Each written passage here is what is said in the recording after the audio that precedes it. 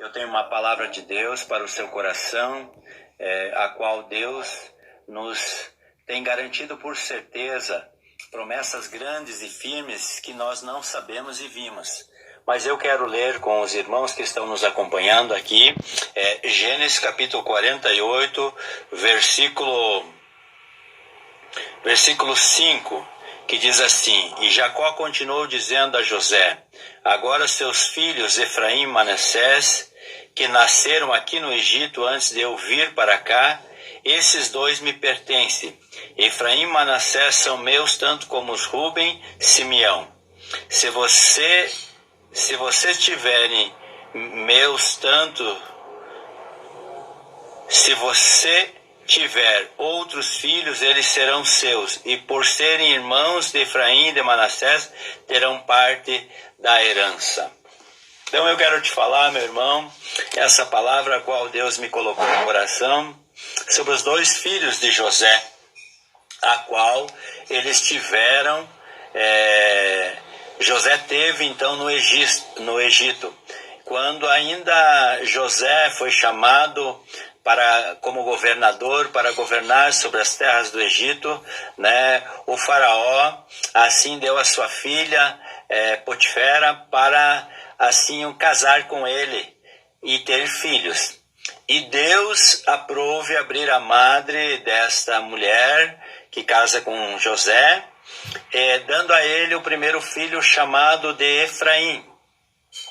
E José teve a sua história muito triste antes de ir ao Egito. Então José foi traído pelos seus irmãos, foi humilhado pelos seus irmãos, jogado numa cisterna, vendido aos mercadores e vai parar o Egito.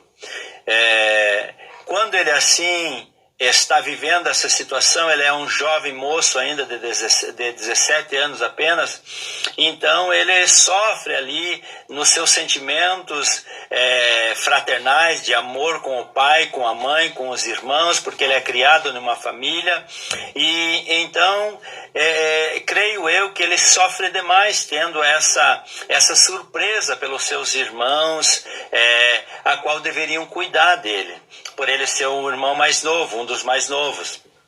Então, o coração dele, né, um coração que fica amargurado, machucado, ferido por questões que os seus irmãos, pelo ciúme dos seus irmãos a ele.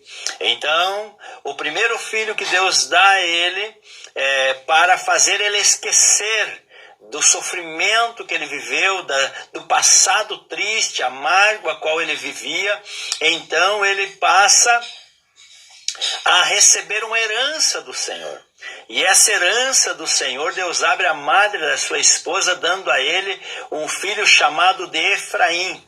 O significado de Efraim é: Deus me fez esquecer os tempos difíceis, o tempo passado. Esse é o passado vivido, sofrido, amargurado.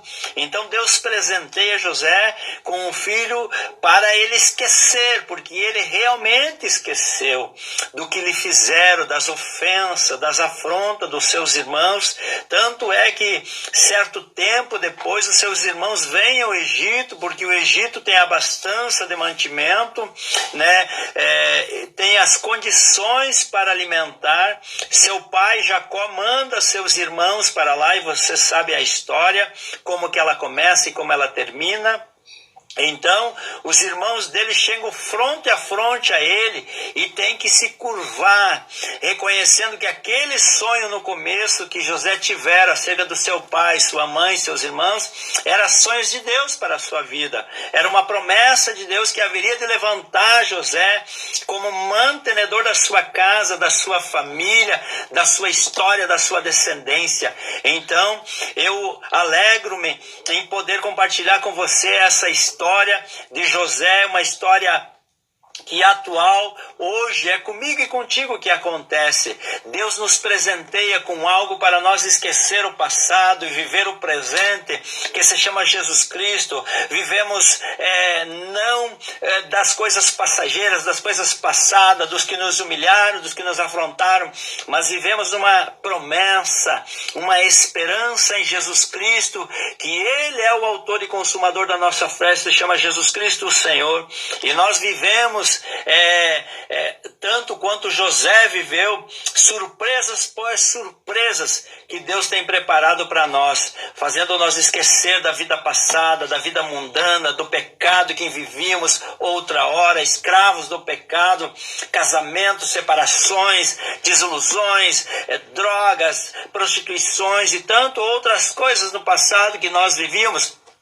E hoje Deus nos presenteia com algo chamado Espírito Santo para nos consolar, para nos confortar, para nos orientar acerca de quem é Jesus Cristo para nós.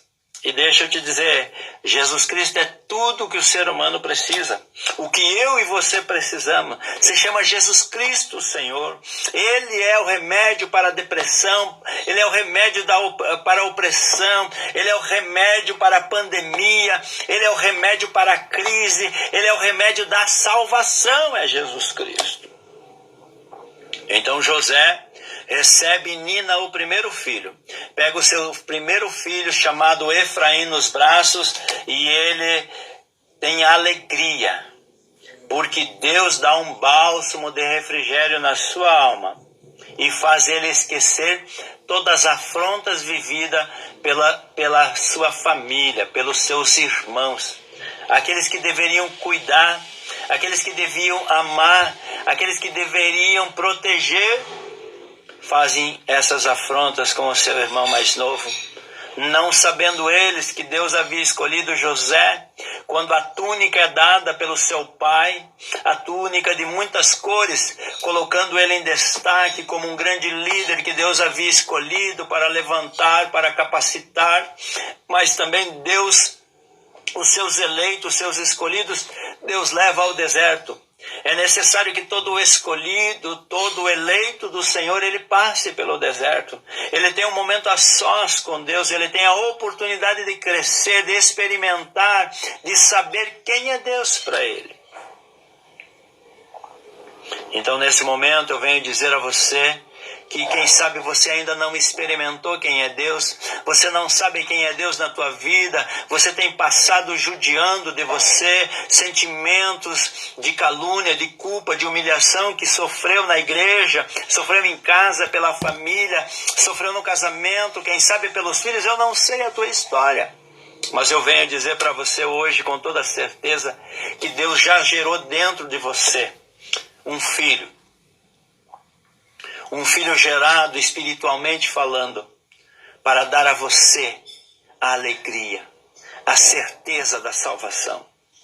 Através da pessoa do Espírito Santo de Jesus, eu creio que nesse momento Deus está usando a palavra para limpar as raízes de amargura, os ferimentos e as tristezas outrora vividas, e você viver uma nova vida, uma nova história em Jesus Cristo, Senhor.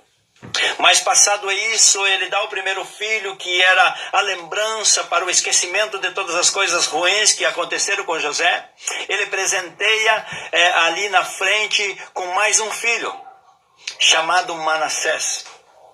E Manassés quer dizer, Deus me deu em terras estranhas, ou terras difíceis, que ele vivia. Era o Egito. O lugar dele não era o Egito. O lugar dele era Jerusalém. Eram as terras prometidas, né? Ele era judeu, então ele estava vivendo no Egito, e mesmo no Egito Deus presenteia ele, e ele pega nos braços também um filho chamado Manassés. A promessa de Deus de prosperar, a crise que ele vivia, o sofrimento que ele vivia, Deus converte o cativeiro dele, coloca ele de governador, e de cabeça de cauda ele se torna cabeça, e passa a governar, e compra todas as terras, assim adquire todo, porque nele havia o Espírito do Deus vivo, reconhecido por Faraó. Então ele recebe esse presente, o segundo filho, aonde Deus faz ele prosperar em terras estranhas. E eu quero dizer a você nesta noite, Deus tem preparado surpresa para mim e para você em terras estranhas, porque nós vivemos, nós somos peregrinos em terras estranhas a qual vivemos. O nosso lugar não é aqui, o nosso descanso não é aqui, a nossa morada não é aqui. Aqui é apenas uma passagem.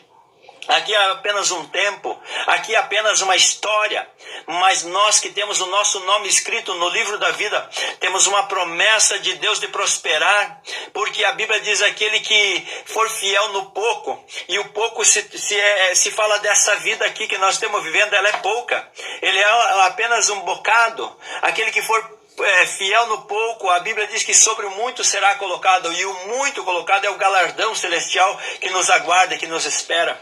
O nosso nome tem que estar escrito no livro da vida, a certeza da salvação em Jesus Cristo o Senhor, e é assim que nós prosperaremos, e diante do Senhor Jesus Cristo nós haveremos de regozijar e deleitar no Senhor e dizer: Jesus, o Senhor me deu tão pouco para viver, e aqui no céu, quando no arrebatamento da igreja, quando na salvação em Jesus Cristo, nosso nome escrito no livro da vida, nós veremos que seremos abastecidos com grandes coisas do Senhor.